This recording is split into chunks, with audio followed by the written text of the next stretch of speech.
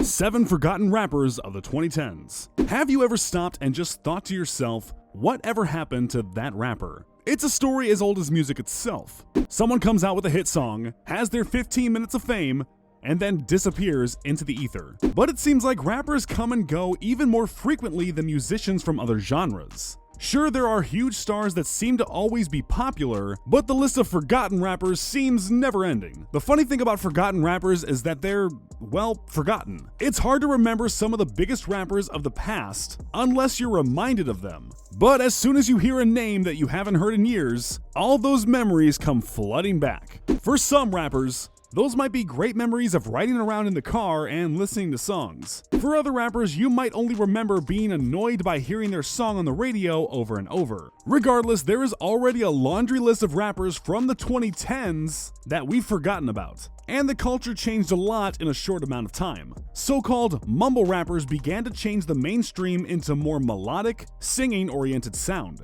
Other rappers went for a quick cash grab by making viral dance songs that they hoped would blow up on Vine or Triller. Before I jump into this video though, make sure you like this video and don't forget to subscribe to our channel. Now, here are 7 forgotten rappers of the 2010s.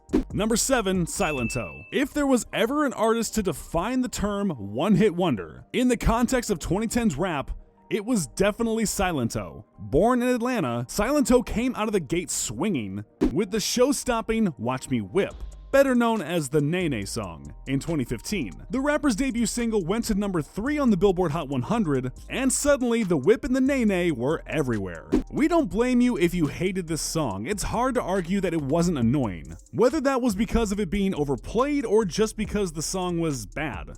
We'll let you decide, but you can't deny that it took the world by storm. Watch Me was almost impossible to escape. It was on every radio station, it played in the mall, and it even played on Nickelodeon. The kids loved it. Silento failed to come up with another hit after Watch Me, and his follow-up mixtape, Fresh Outta High School, flopped pretty damn hard. It didn't help that he waited a total of 3 years after the release of Watch Me to drop his tape. By the time it came out, everyone had already moved on to the next viral dance trend, and the next.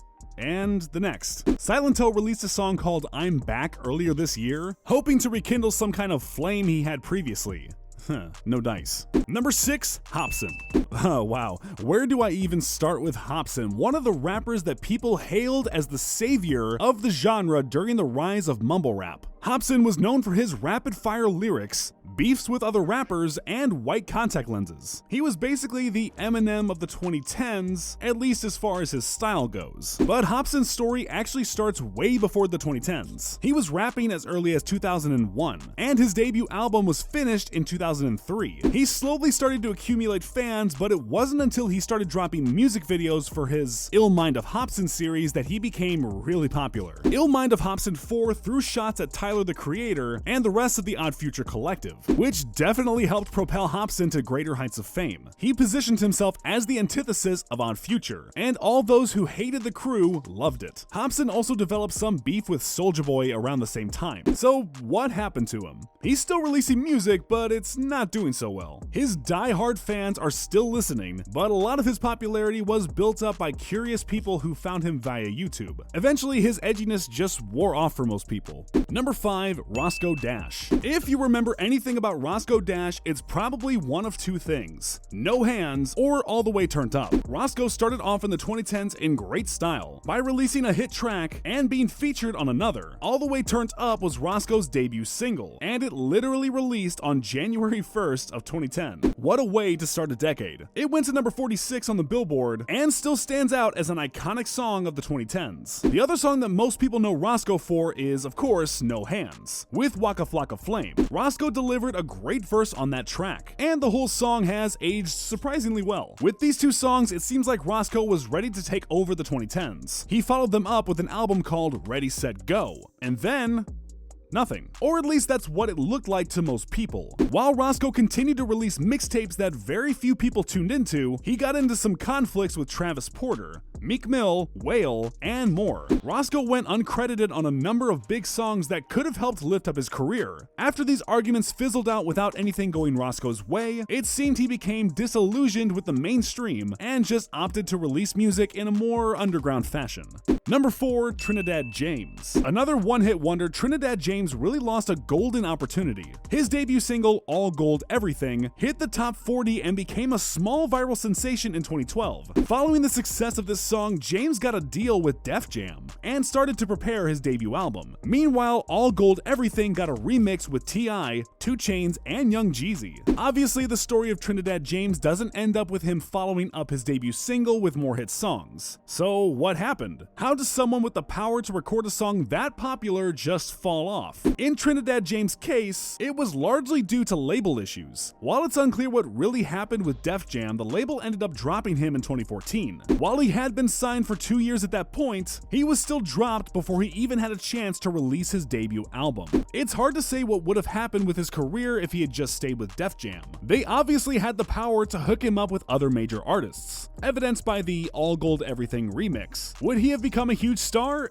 It's hard to say. He's kept releasing music since then, but for all intents and purposes, Trinidad James has definitely been forgotten, musically at least. But the guy actually hosts a show with Complex and has moved on to different ventures. Number 3, Rich Homie Quan. Of all of the forgotten rappers on this list, Rich Homie Quan is one of the saddest. The guy not only had huge potential as a solo artist, but his chemistry with Young Thug was unmatched. Newer fans of Thug may not know this, but Quan was one of the first people that Thug collaborated with once he hit the mainstream. Before Thug was recording with Uzi and releasing joint projects with Future, Rich Homie Quan was like a brother to him. As part of the Rich Gang Collective, Rich Homie Quan was featured alongside Thug on songs like Freestyle and Flava. But Quan also had a few hits of his own, Type of Way in 2013, Flex in 2015, and a few more round out his greatest hits. His catchy melodic tracks slotted in perfectly with the rest of the mainstream at that time, and his pairing with Thug made him stand out. But things didn't keep going up for Rich Homie Quan. It's hard to say what exactly went wrong, but it seems like a combination of things. For one, he had legal issues with his label in 2016,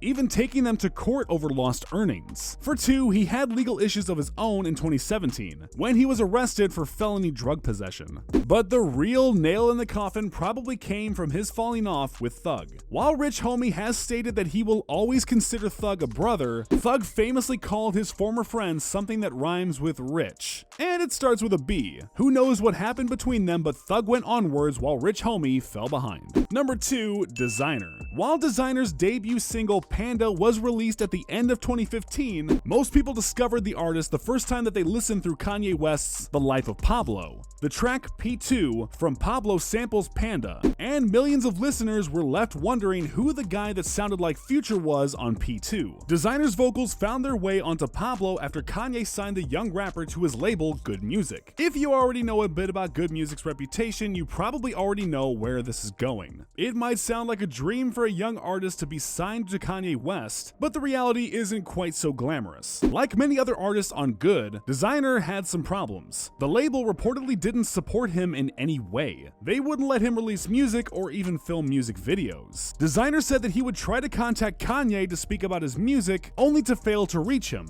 over and over. He was constantly looking for a way out. While he eventually did get out of Good Music's contract and moved on to be an independent artist, the damage was already done. People had forgotten about Designer. People immediately wrote him off as a clone of Future with only one flow, and he didn't have time to prove himself before he was left behind. Number 1, Sheck Wes. Sheck Wes earns the number 1 spot on this list mainly because there really seems to be no apparent reason for why he's been forgotten. While plenty of people probably still rock with his songs Mo Bamba or Live Sheck Wes, we haven't really heard much of Wes on the music front lately. Whether you like his music or not, it's hard to deny that the guy is interesting. He has connections to Kanye's label, is seemingly close with Travis Scott, has plenty of ins with the fashion industry, has spent some time modeling, and even claims to have played competitive basketball when he was younger. Basketball is obviously important to him, as you might have guessed from Mo Bamba, but I'll get to that in a second. He kickstarted his career with the album Mud Boy in 2018. It charted well, and his songs were hard to escape at parties. After this, he appeared on one song on the Jack Boys compilation, and then kinda just fell off. He's released a few singles, but none of them have managed to make waves like Mo Bamba did. I mean, it was the de facto song for frat boys in 2018. Sheck West definitely still has time to revive his career, but it seems like he may just be interested in different things. In an interview with Pitchfork, he said that he wants to win Nobel Peace Prizes, Grammys, Emmys, Golden Globes, and VMAs. So he certainly has diverse interests. His sights are currently set far away from music. He just declared for the 2020 NBA draft.